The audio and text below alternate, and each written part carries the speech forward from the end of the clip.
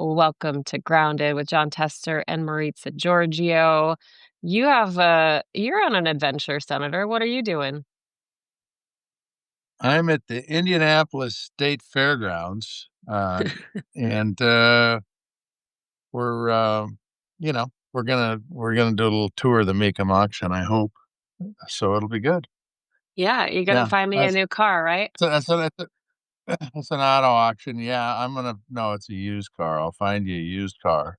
Yeah, a new used car. Actually, I've I've got the rig. It's a milk truck that they're gonna sell here, a 1950 Chevy milk truck, but I guarantee you it's going to sell for far more than what you think it might sell for because it's got a 454 motor in it. So it's been reworked a little. It's pretty cool. Whoa, if you get At that, least will the you pictures of deliver? it. If you I'll get it, will you deliver some deliver milk. Yeah. milk? Okay, good. I count on that. Yeah. Um, I'll, I'll find somebody who's milking a cow and pick it up and drop it off at your house. It'll be good. Perfect.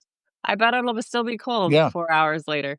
Um, all right, we have an Well, how do you episode. know I will find a dairy close to Missoula? So it's good. Anyway, Oh let's yeah. let's talk about what isn't going on. Okay, the What is government it? isn't working. Yeah, just like Some us. people would claim that that's the way it is all the time, but it isn't. It's kind of sad, actually. Yeah, we will talk Right? about that. We are going to have a show today. We're going to have Representative Jason Crow on in a little bit. So we're going to talk to him about the government shutdown, and also some stuff that happened in Quantico, Virginia yesterday because he's a veteran. So we're going to talk with him about that. But yes, the government has been shut down now for 8 hours.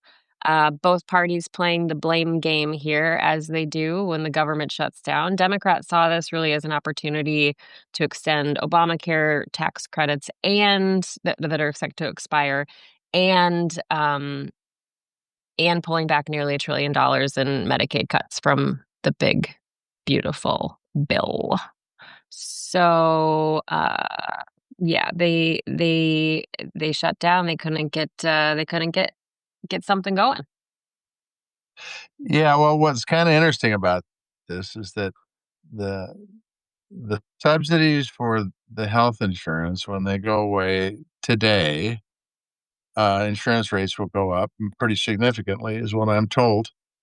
There's not a lot of folks out there that can afford that, including Maritza Giorgio or John Tester. I mean, we've felt the impacts of inflation pretty severely, particularly over the last 8, 9 months. Um, but but what doesn't make any sense to me is why wouldn't the Republicans want to do that? They control the House, they control the Senate, they control the presidency.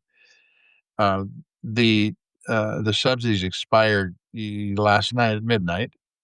Um, it's going to be bad. It's going to increase costs for working families and small businesses. It's going to do some bad things. I don't get what the philosophy here is because I think that if they would have extended those, it would have put their Democrats in a box because then it's like, hey man, we met you halfway.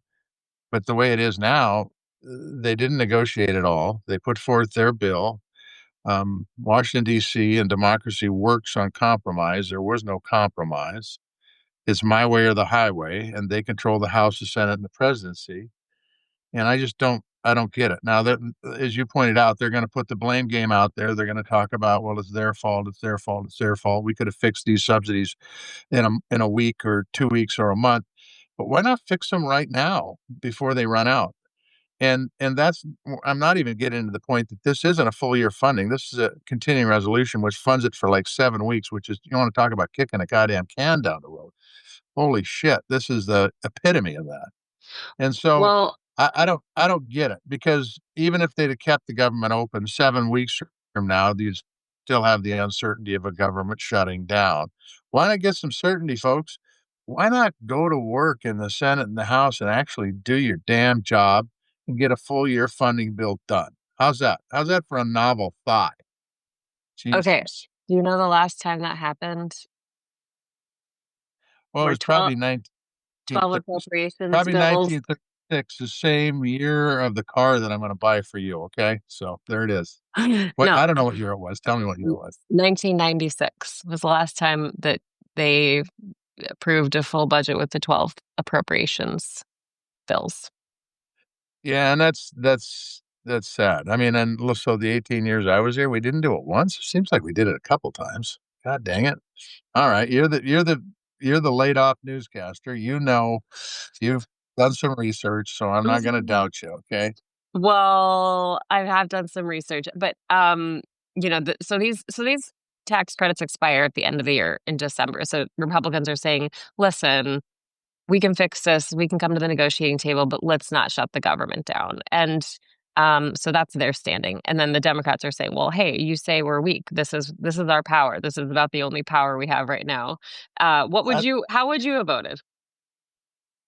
I'm not there, okay? But if I was there, I would have started this conversation a long time ago, and I would have tried and told them what was on the table months and months ago, right? Like when they passed the last time they kicked the can down the road and hold them to it. I mean, I get this. We can fix it later, but the subsidies run out last night. No, no, end of the Why year. fix it later? End of the No, year. no, no, no. They run out October 1. I know that.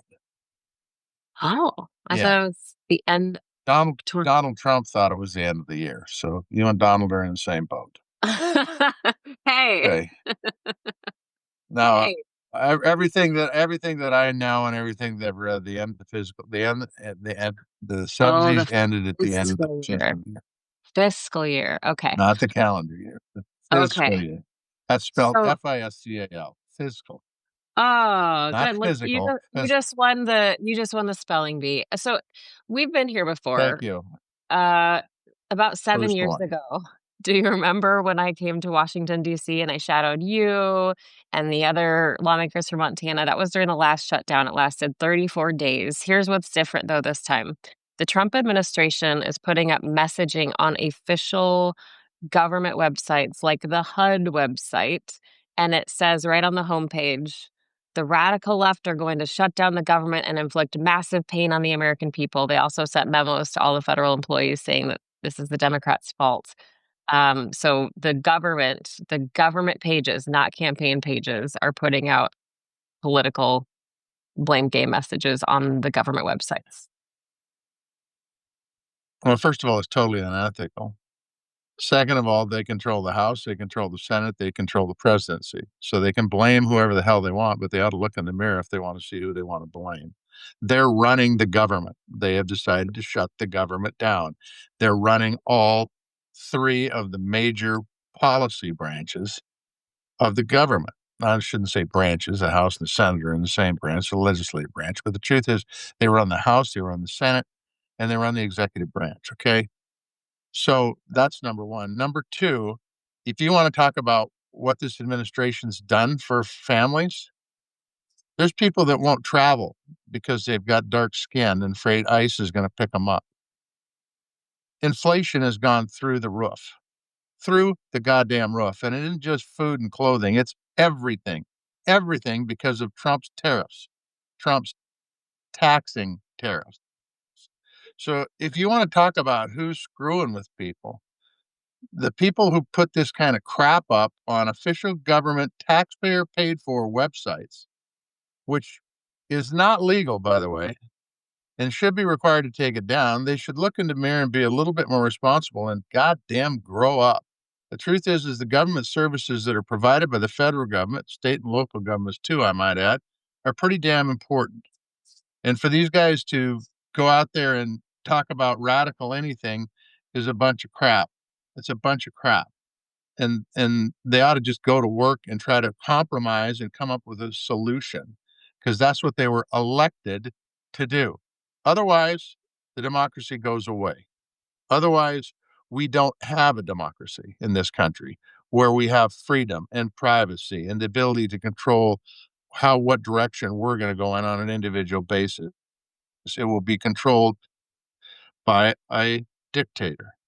And that is not the direction that I want to see this country, period. Yeah, and I think it's important to note, like, there are civil service laws that have politicize these roles in government.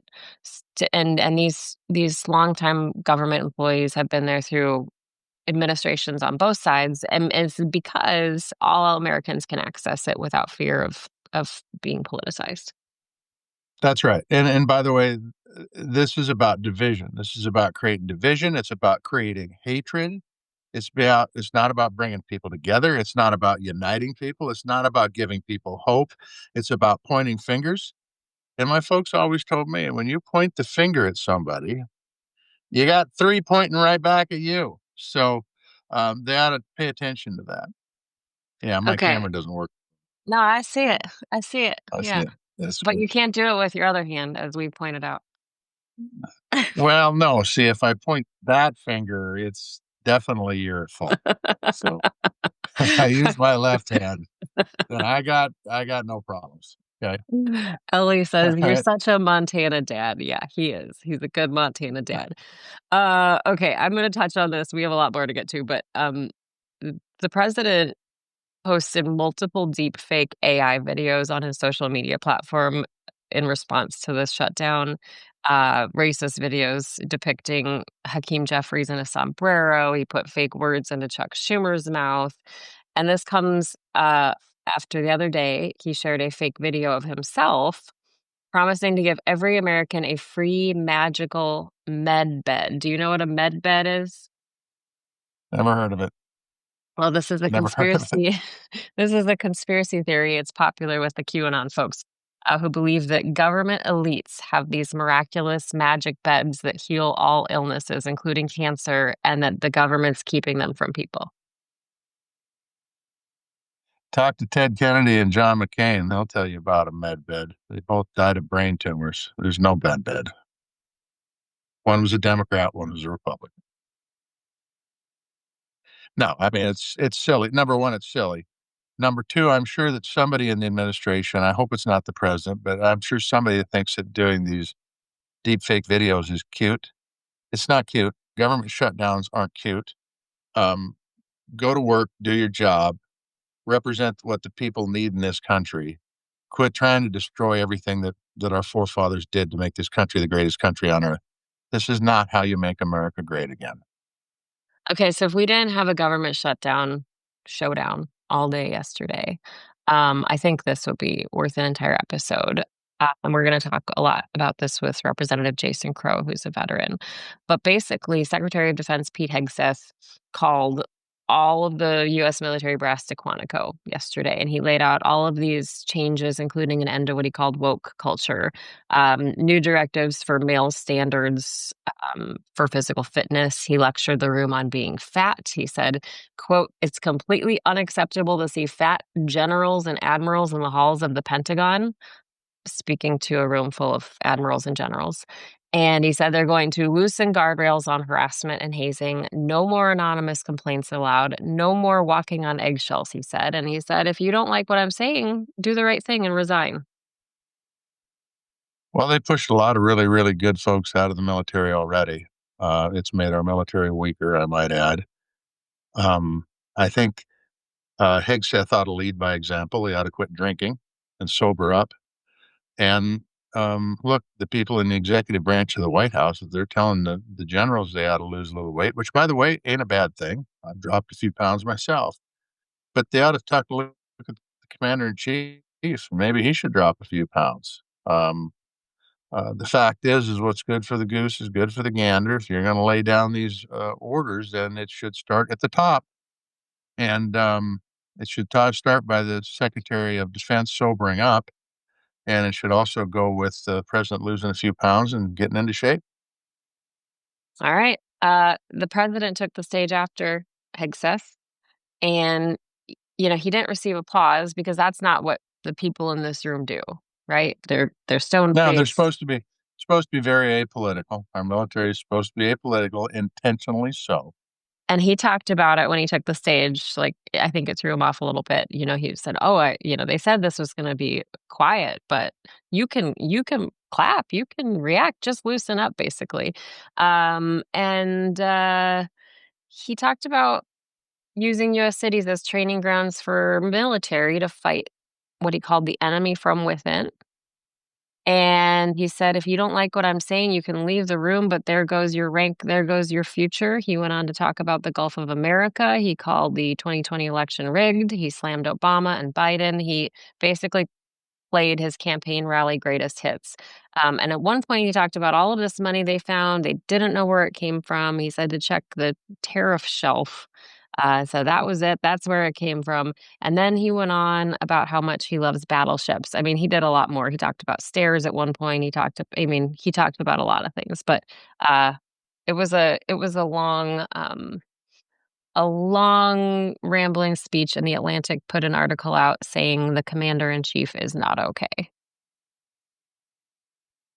Yeah, I mean, that pretty much says it, first of all. Second of all, that's what I'd be talking about too if I was the guy that was in the White House overseeing the inflation that's happened, the guy who promised to release the Epstein files and has released Amelia Earhart and everybody else, but not the Epstein stuff. He's the person I'd be talking to. I'd be talking about that kind of stuff too if you weren't talking about the challenges that are out there around the world, or he's got administration, Hegseth included, that give away classified information to our enemies. The list goes on and on and on. So, yeah, of course, we're going to talk about the campaign stuff because, that was a year ago and the campaign's over. But what the hell? We're not going to face the reality that's out there. And that is, how are we going to stop inflation? How are we going to make houses more affordable for people to buy? How are we going to make higher education available to people who are out there who don't have the money, but have the brains to be able to do great things for this country? I mean, the list is long and long. How are we going to ensure our food security? How are we going to make sure the farmers across this country don't go broke because of the stupid damn tariffs they've put on? Okay, so let's talk about that campaign crap instead of talking about the real issues that are impacting this country and the working families and small businesses every single day. Well, since you brought up farmers, I'm going to skip a headline and go to this story that slipped a bit under the radar with the government shutdown and the Quantico meeting. Um, the U.S. is getting ready to send $20 billion in aid to Argentina to boost the peso's value. So, Argentinian President Milei was somewhat of an inspiration to Doge. Remember, he had the chainsaw, and that was Elon Musk's thing. He had the chainsaw to slash budgets and programs. So the chainsaw wasn't about cutting trees. It was about some dude in Argentina that had a chainsaw. Really? Well, no, that's like they're slashing the government wasteful spending. That's I what the know, but chains. it didn't come from people who use chainsaws to cut trees. It came from some dude in Argentina. Well, he had I don't know where it came from, but he'd used a chainsaw, and Elon Okay. Musk used a chainsaw. Anyway, Oh, the okay. her All right. the, Okay. the We got it. Heritage Sorry, I didn't mean to put you on the spot. the Heritage Sorry. Foundation wrote. I just thought it was pretty ironic. I got the cut and slash stuff, but I thought it came from people who use chainsaws to actually cut trees down. I'm But gonna have to look that. I'm wrong. I stand I will corrected. look this Keep up. going. I Keep will look going. this up along with when the Obamacare subsidies But run out. I'm gonna the look that important up part too. is they decide to give 20, is this 20 million, 20 billion, 20 20 how much? Okay. $20 billion in aid to Argentina. Now, the Heritage Foundation wrote about Milei in March, because he's cut government spending, relaxed government regulations. They kind of asked, is this what Doge can do? Can they be as successful? But here's where your ears will perk up, Farmer John. If they haven't already, American farmers are pissed because Argentina just removed a tax on its soybean exports to make it cheaper for China to buy from them instead of us. And China's the largest buyer of U.S. soybeans. And Senator Chuck Grassley wrote about this on X and basically said, so you're going to use taxpayer dollars, U.S. taxpayer dollars, to bail out a government who just took away money from the US in soybean exports. So once again, where's Senator Grassley and where's the United States Senate? Where's Congress? How can the president be allowed just to write a check for 20 billion with a B dollars to a foreign country that is our competitor agriculturally and across the board? It doesn't make a lot of sense to me. that Congress is just going to sit back and let this happen. Now let's talk about egg prices. Uh, I complained about the price of wheat. The price of wheat, the last I checked, and it's been about a month, it was 4.20 a bushel in Montana. We're actually in great shape, even though we're losing money every day. If you compare us to the folks who are raising soybeans, I'm actually in soybean country right now, and these guys have got a great crop and they can't sell it. Why? Because there's no export market. And so who's going to be put on the hook? The farmer's going to be put on the hook, and they'll either go broke or they'll get bailed out by the American taxpayer. All that's caused by actions by the President of the United States and tariffs. So taxpayer dollars are being given to Argentina, 20 billion of them, so that they can supply China with soybeans at the expense of our farmers who are going to have to be subsidized by the American taxpayer again. Wow. And this guy goes in front of our military and talks about how terrible Biden and Obama were. If Obama and Biden did this kind of stuff, everybody in the United States Senate and Congress would be screaming. And I'm hearing crickets from Congress. Well, Nothing from Congress. Grassley Nothing. raised the alarm. I will say Grassley raised the alarm and he wrote, "Why would USA this is Grassley Twitter speak, X speak, so it's a little bit disjointed, but why would USA help bail out Argentina while they take American soybean producers' biggest market? We should use leverage at every turn to help hurting farm economy. Family farmers should be top of mind in negotiations by representatives of the USA."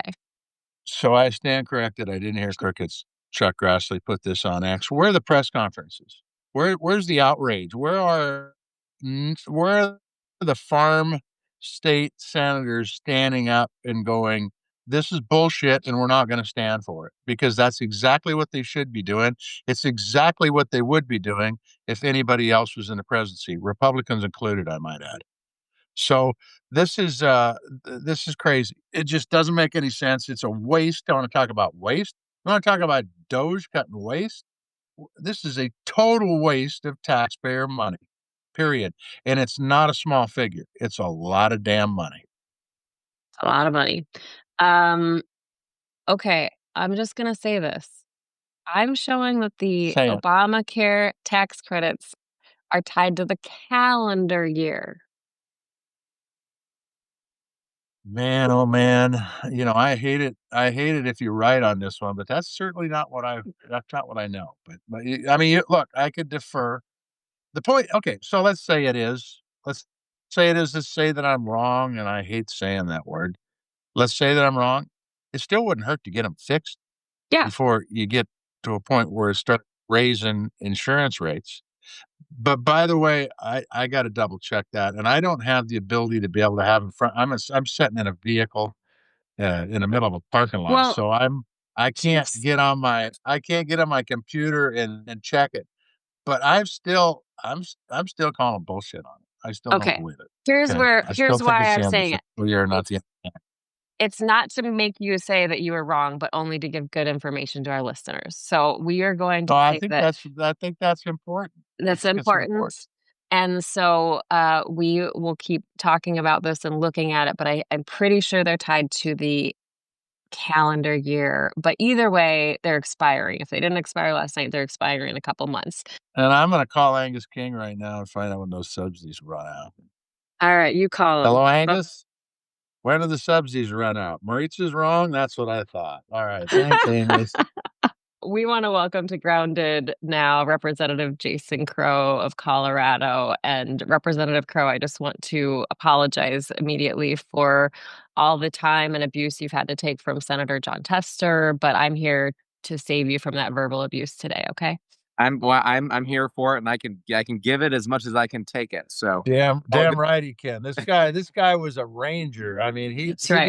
he deals with farmers like a hot knife through butter. I'm telling you. So it's it's good. It's good to have you on, Jason. And for everybody knows who you are, but I'm going to point out that this guy is congressman from which district in Colorado? Which district is it? The sixth district. And what does that include? Does that include part of Denver? That's South Metro, so that's southern tip of Denver, Aurora, Littleton, Centennial, Cherry Hills, Inglewood, Sheridan, Ken Carroll Ranch, Greenwood Village, so all the South Metro region. Cool. That's good. And it's good to have you on. And I first came across Jason Crow in the United States Senate when he was part of the second or the first impeachment. You were the first impeachment. I was the first. Yeah. The first impeachment of Donald Trump, and did a hell of a job. And I asked him, and the Goose was in the second impeachment, I think. And I said to both of them, what the hell are you guys doing in the House? You should be in the Senate. But, and that might happen for somebody here. Wait, the Goose? Nagoose. You ever Nagoose? I thought you said the Goose, like a code name. Okay. The Goose. I haven't had coffee. Leave me alone. In Congress, we give each other code names like fighter pilots. Right. Yeah. That's what I thought. Hangman and Maverick. I've still asked Tester to call me Iceman, but he just won't do it. I don't understand why. He's got ice in his veins. What can I say? He doesn't, you know what? I'm going to guess he doesn't even know what that means, Jason, because he doesn't watch movies. He doesn't. I bet he's never seen Top Gun. He's never seen Top Gun. I have not seen it. No, I have no idea what the hell you're talking about. But it sounds good. I do know that when you used to have a basketball player at the free throw line and they used to be able to just hit nothing but the bottom of the net, they'd say he has ice in his veins, when the score's tied. Yeah. So that's what I associate Iceman. Okay. It's the same spirit, but with fighter pilot. Okay, so Jason, let's talk about the shutdown. We've been shut down now for, we're well into 8 hours as we're recording this. And, Senator Tester had some words, I think, for both parties saying that they should have been negotiating this a long time ago and not leading up to the last, final 11th hour. But I'm wondering kind of what's your take on this? What's your message to your constituents? And we're already seeing the government put out political statements on government websites like HUD blaming the Democrats. So no matter who people blame automatically, there is a pressure campaign within the government to blame Democrats. So how does your party then deal with that messaging? Yeah. As this goes on? Well, everyone's like, what's the messaging? What's the talking points? What do we like? Put all that aside. This is a healthcare shutdown, right? The president and the Republicans in Congress are trying to yank healthcare from millions and millions of Americans and then vastly increase the premiums for almost everybody else. In Colorado, we're looking at premium increases from 30% to 50%, which a lot of people just can't afford. And we're not going to let them do it. Right. And then you put on top of that, we're not going to vote for that. We don't have an obligation to vote for things that are going to kill our constituents and yank healthcare from them and do horrible things. That's just not what we are going to do. That's not what I'm going to do. And then you put on top of it the lawlessness of this administration. Right. They are ignoring the budgets and the appropriations that Congress has done. They are using the DOJ to target members of Congress and their political opponents. They're doing political purges of the Pentagon and our military ranks. They are sending federal agents to abuse my constituents, my immigrant and refugee communities, and my families. They are, I could go on for the rest of this podcast, the lawlessness and the abuse of that. And if they think I'm going to fund that, they are out of their goddamn minds, right? Because we don't have an obligation. Nor would I ever fund that. These are not normal times, and I'm not going to act like they're normal times. Right now, if they want to actually follow the law, and if they want to negotiate, I'm here for that. In fact, I'm more than here for that. That is the only way forward. Right? I've been in Congress for 7 years, and every single one of those years, there have been a bipartisan negotiated budget. Right? And they don't want to do it this time. So I hope they do, because that is the only path forward. But they have to actually agree to follow the law and make the changes to healthcare that we require. So let's talk about negotiations for a second, Jason. I've talked to several people in the Senate that said that whether it's a big, beautiful bill or whether it's this CR, there has been no offer for negotiations from the Republican side. It's been my way or the highway from the beginning. Is that accurate? Yeah, that's my understanding. I mean, I'm not in the rooms, but the president refused to meet. Took a meeting, then refused the meeting, and then took the meeting again, and then spent most of that meeting making jokes about running for president in 2028. Walked Chuck Schumer and Hakeem Jeffries back by the auto pin sign that now sits where Joe Biden's picture should be, and then posted an AI generated video of Hakeem Jeffries, racist video of Hakeem Jeffries, dressed up in kind of cultural Mexican, where this man is not serious, and he's going to do stuff like that while real people are trying to run the government and govern. That's really hard, right? So really, Mike Johnson has to come to the table here and be serious. And it's my understanding he hasn't, but he's got to call us back, John. I mean, that we're literally not in session. We're supposed to be voting this week, right? The House is Yeah, supposed to vote. tell us about that for people who don't follow in the weeds like we do. Tell us about that. Because he sent you home when? Well, we recessed last week, and then we were supposed to come back into session yesterday. So many Democrats went back. No Republicans went back, and we were supposed to start voting on Monday. And we have to be present to actually vote and negotiate. And they didn't call us back. They canceled votes this week, the week of a government shutdown. They canceled votes. I think that goes to the point you just made, and that is that if you're going to accomplish things, you've got to be serious about the job. I don't care if you're in business. I don't care if it's your family. I don't care if it's government. If you're not taking your job seriously, it's chaos. And that's exactly what I've seen up and down the line. I don't know that it's entirely President Trump either, by the way. I think he's got a lot of people around him that are about playing games, not about getting the job done. And I think this shutdown is a prime example of a bunch of immature people. I don't care if they're 75, 80 years old or 60 years old or 50 or 40, they're immature. They don't understand their civics. They don't understand how government works. And they don't understand the importance of government to small businesses and working families and everybody else in this country. Any comment to that? Yeah, I mean, there are people who think it's a game, right? It's a political game. And one of the things that I've noticed is there's a big difference with my colleagues between those who have spent their entire careers in politics versus those who have actually done something outside of politics, right? My fellow combat veterans, farmers, ranchers like you, John, people who have built businesses, people who actually who have done things and built things uh, outside of the political realm, who actually understand what building and doing and meeting a payroll looks like, versus those who have spent their entire careers since they were the head of the young Democrats or the young Republicans in high school and college to today, who think it's a freaking game, right? And it's all about the gamesmanship and one upping your opponent as opposed to actually doing the job. And I Yeah. think that 100%.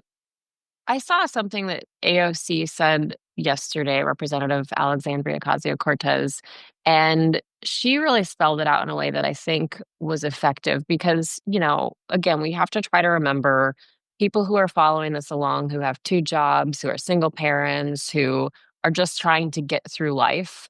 They don't always know or pay attention to what the Obamacare tax credits expiring even means to them. And she laid it out really simply is that if those expire, it means you might not be able to afford your kid's doctor's appointment or your insulin or your other medications, just basic health care. And that it's not just for people who might be on those programs, but that the cost increases will be felt by all of us who have health insurance. So, I mean, is there any kind of organized effort for Democrats to get ahead of that messaging and kind of lay it out simply for people what this means if this isn't negotiated? Well, I mean, we're talking about that more than anything else, and we're trying to flood the zone. Steve Bannon talks about flooding the zone. Well, I'm flooding the zone too. I'm talking to anybody and everybody who I can. Talk radio, Fox News, podcasts, cable news. Algorithms on. I'm trying to beat the algorithms on social media by flooding Good the zone. luck. Right? Like, which is hard to do in this environment. But talking to everybody, because that is exactly the point. um I oftentimes will run across some folks who will be like, hey, the Medicaid cuts don't sound great, but this is what they're saying. But I'm on the premium Cadillac plan through my employer, so why does this matter to me? And I say, well, this matters to you because many of these healthcare systems, almost every healthcare system, hospital, medical clinic, doctor in this country has certain percentages of their patients that take Medicare and Medicaid, and the margins are very thin in healthcare and for medical groups. So we've just taken massive amounts of Medicaid and Medicare out of the system, which means these hospitals are going under. I've had the Colorado Hospitals Association, and these aren't liberal folks. These are CEOs of hospitals, right? And what they've told me is there are 10 hospitals in Colorado that are at severe risk of closure now. One of which might close by the end of the year, right? Because they just can't afford it. The entire system has been blowing up, and that's going to impact everybody. I think the point you just made is really, really an important point. In that when you cut the Medicaid, it makes for much more charity healthcare involved. And how do they make that up? Everybody else has to pay for it. Now, Hmm. so what are the options? The options are, and maybe there's people in the White House that think this is a good option, is just let people be sick and die. Let them so they can't go to work because they're too sick. When the truth is that that isn't the American way. That's what they do in China and Russia. That's not what we do in this country. Okay? We take care of our neighbors. And so it's important that people hear that message and say, I got mine, so the hell with everybody else. This isn't going to affect me. No, it affects everybody. The only people it don't affect is the people that don't have insurance and don't get sick. Yeah. And otherwise, you get impacted. Period. And I don't know anybody that doesn't get sick. That's a fact. Yeah. So, And Jason, can I say what's one next? more Yeah, point go on ahead. that? On the charity healthcare front? Well, totally right, John. But in addition to that, we already don't have enough doctors and nurses and healthcare practitioners in this country. Like it is a pain in the ass to get a doctor's appointment, right? That's right. Have enough. So, and many of these folks are just getting by now. So if their margins are disappearing, they're leaving. They are leaving the profession. So you think it's hard to get an appointment or get access now? Just wait.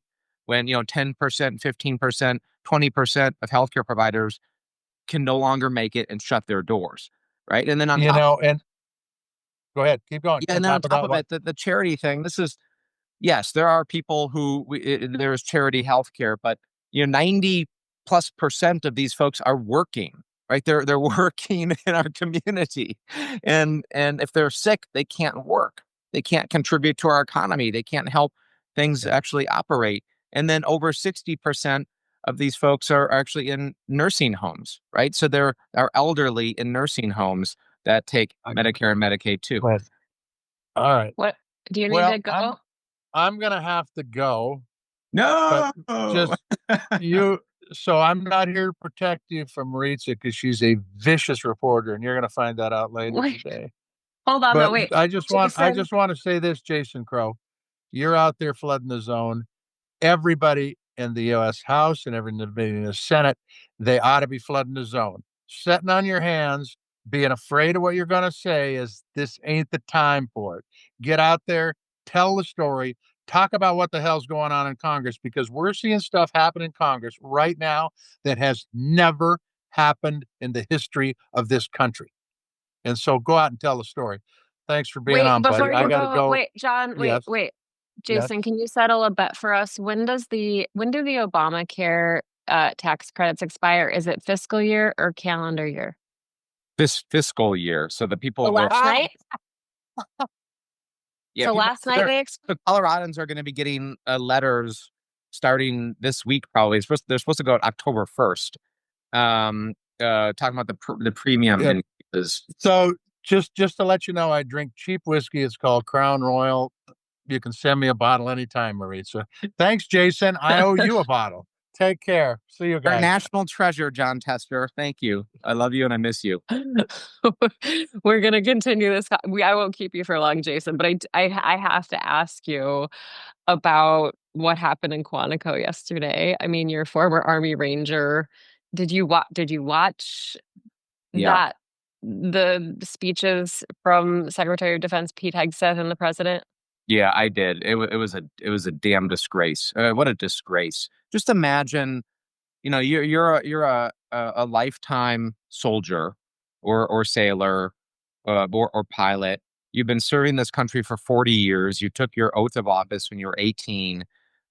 You've been on, 12 combat deployments. You've seen friends give their life for this country at war. You move every 2 years, with your family and your kids.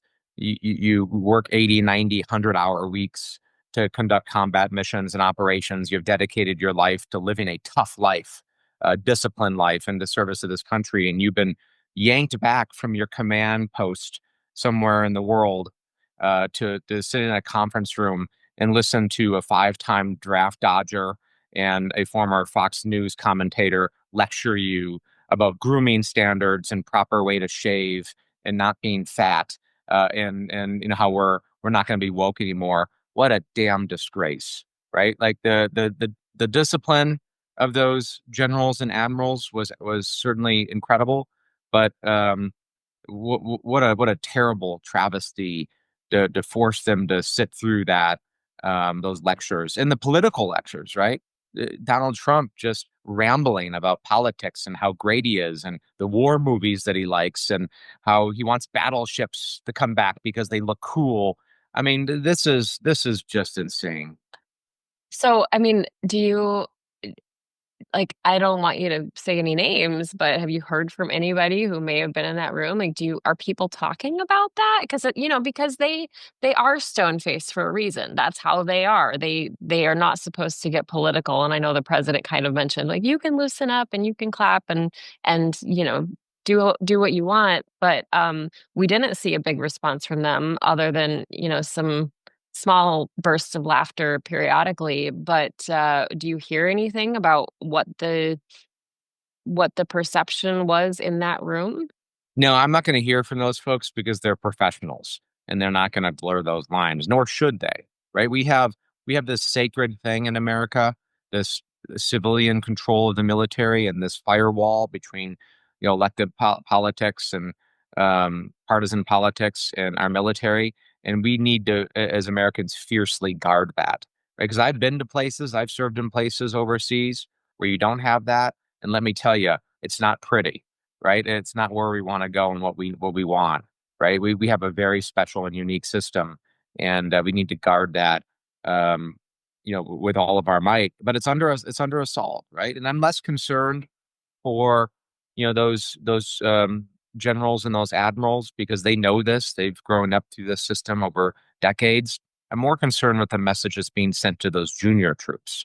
Those young men and women who are just entering the service now who um, haven't known anything else other than the Trump years and haven't known a system that functions the way that it should, and whose minds and leadership philosophies are being shaped right now. I'm worried about the message that is being sent in the environment that they are growing up in, right? And that's why it's really important that we have leaders who send that counter message and say, you know what, it's not okay to have Donald Trump parading around in front of a flag, talking shit about his political opponents to a bunch of people in uniform.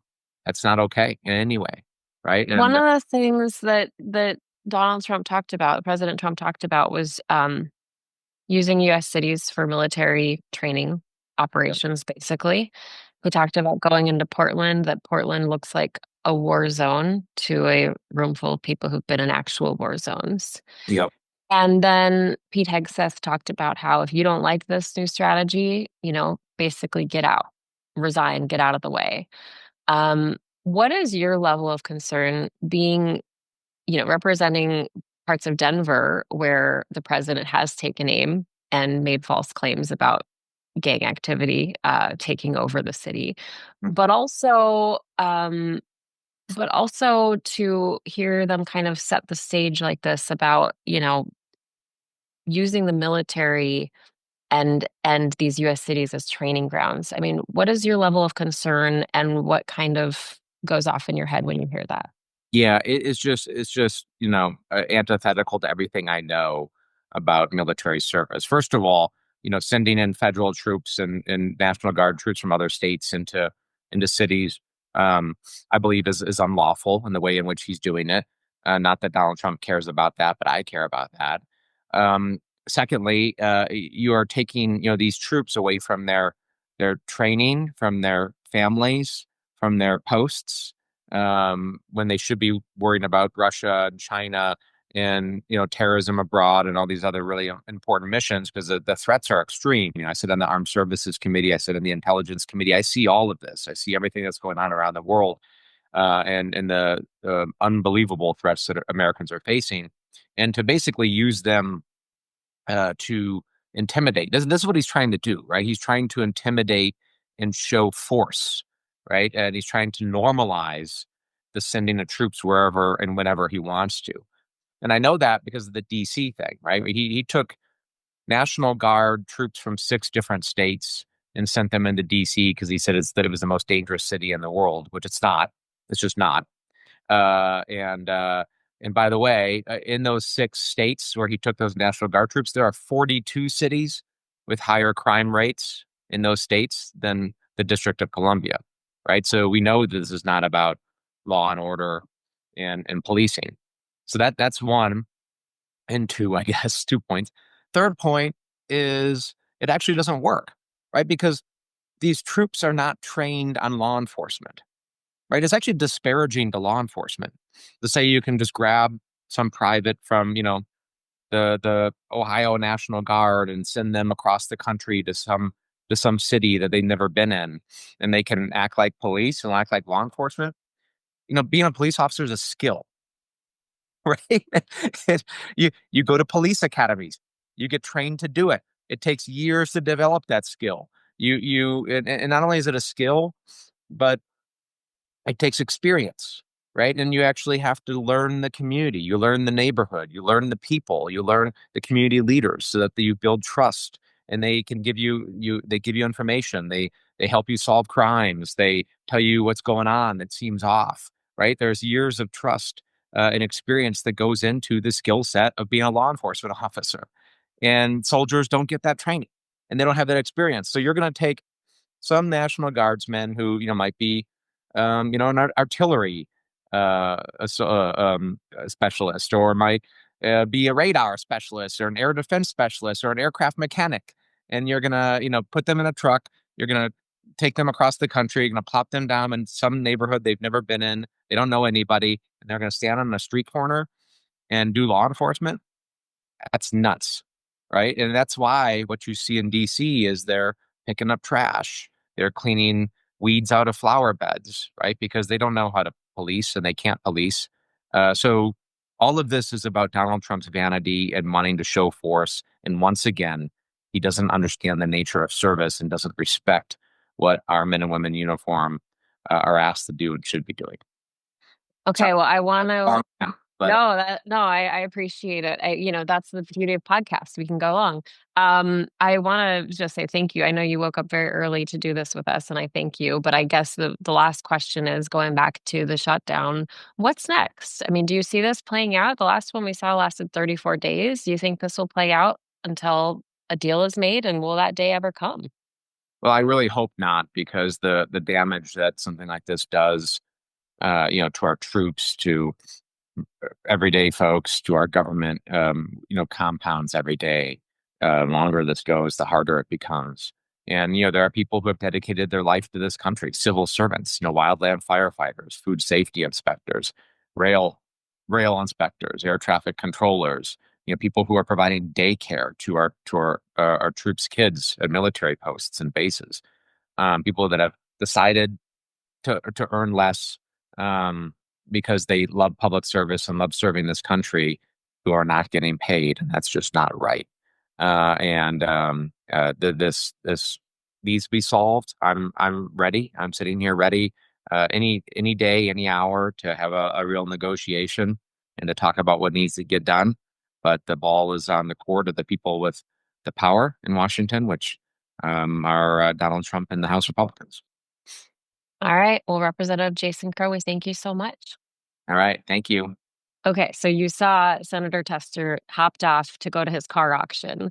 I did ask him about his hat earlier. He said it was a repeat that he's already worn, so no big excitement there. But we want to thank our guest, Representative Jason Crow, for coming on and talking to us about the shutdown and the military meeting that we saw yesterday in Quantico, Virginia. And we want to thank all of you, our listeners and our viewers who join us in this community, in this space every single week. We couldn't do it without you, of course. We want to thank Pearl Jam for letting us use their music. And we'll see you soon. You can find us on Substack, Blue Sky, Instagram, and YouTube. We'll chat soon.